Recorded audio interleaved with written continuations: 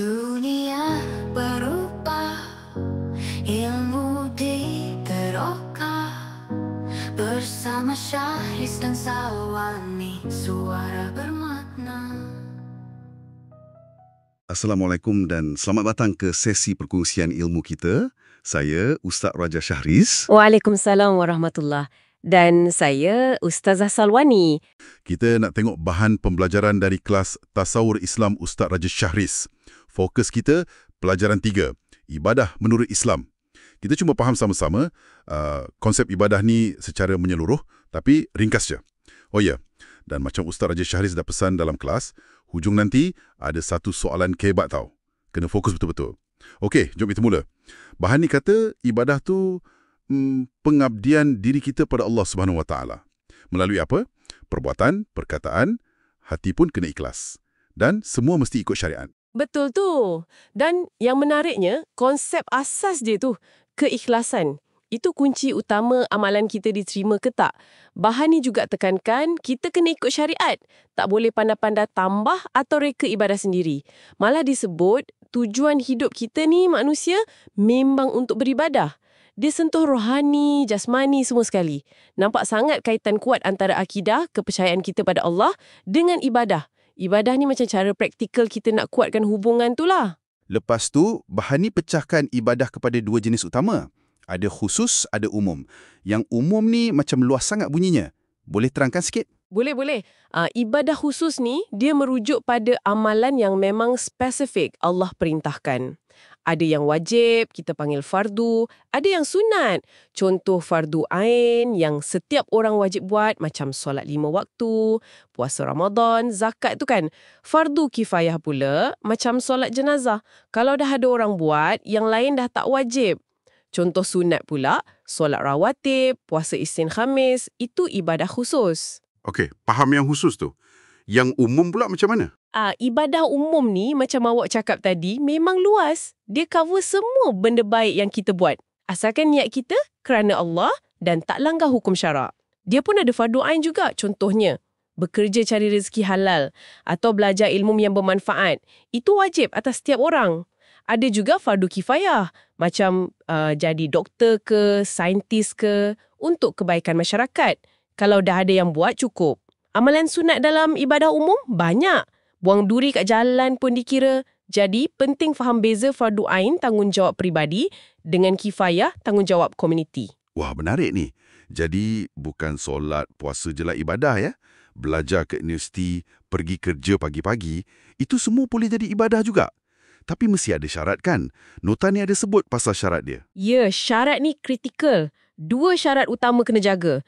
Pertama, ikhlas. Buat sebab Allah semata-mata. Bukan sebab nak tunjuk kat orang ke apa ke. Kedua, ittiba' as-sunnah. Maksudnya, kena ikut cara yang Nabi Muhammad SAW dah tunjuk. Melalui Quran dan sunnah dia lah. Jadi, kalau tak cukup dua ni, Amalan tu mungkin sia-sia je lah dari sudut pahala ibadah. Walaupun nampak baik kat mata manusia. faham. Okey, sekarang kita tengok contoh-contoh ibadah yang nota Ustaz Raja Syahris disebut. Ada solat fardu, zakat, belajar, solat jenazah, penyelidikan. Kenapa penting semua ni? Okey, contohnya solat fardu. Dia kata tiang agama. Benda pertama Allah tanya ke akhirat nanti. Penting sangat tu.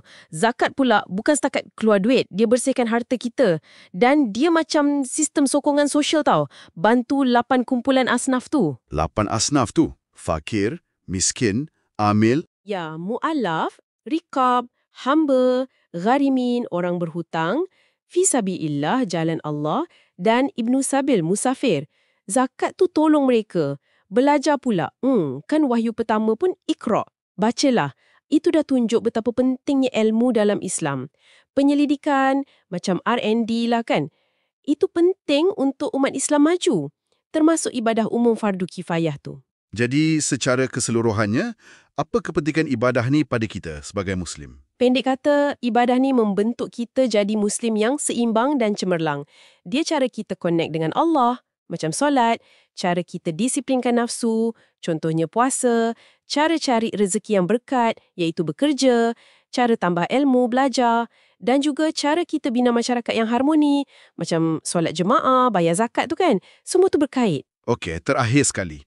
Macam mana kita nak tingkatkan kualiti ibadah kita ni? Nota tu ada bagi cadangan tak? Ada. Beberapa tips praktikal dia bagi. Pertama, sentiasa cuba ingat Allah dalam apa jua keadaan. Kena banyak zikir lah. Kedua, kena sentiasa tambah ilmu pasal ibadah tu sendiri. Kena faham apa kita buat, kenapa kita buat. Betul tu. Kena tahu baru rasa feel dia kan? Iya. Lepas tu, berkawan dengan orang yang baik-baik, yang soleh. Yang boleh saling ingatkan pasal kebaikan. Kawan ni memang pengaruh besar kan? Sangat besar. Dan yang terakhir, tapi mungkin paling mencabar, sabar dan istiqomah.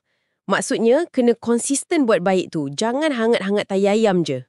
Istiqomah tu kunci dia lah ya? Betul, kena sabar dan terus buat. Jadi, kalau kita simpulkan dari perbincangan kita pasal nota Ustaz Raja Syahriz ni, ibadah dalam Islam tu sebenarnya meliputi seluruh hidup kita lah kan? Tepat sekali. Bukan hanya ritual kat masjid atau atas sejadah je. Yang penting, dua benda tadi. Niat kena ikhlas kerana Allah dan cara mesti ikut panduan syariat. Ya.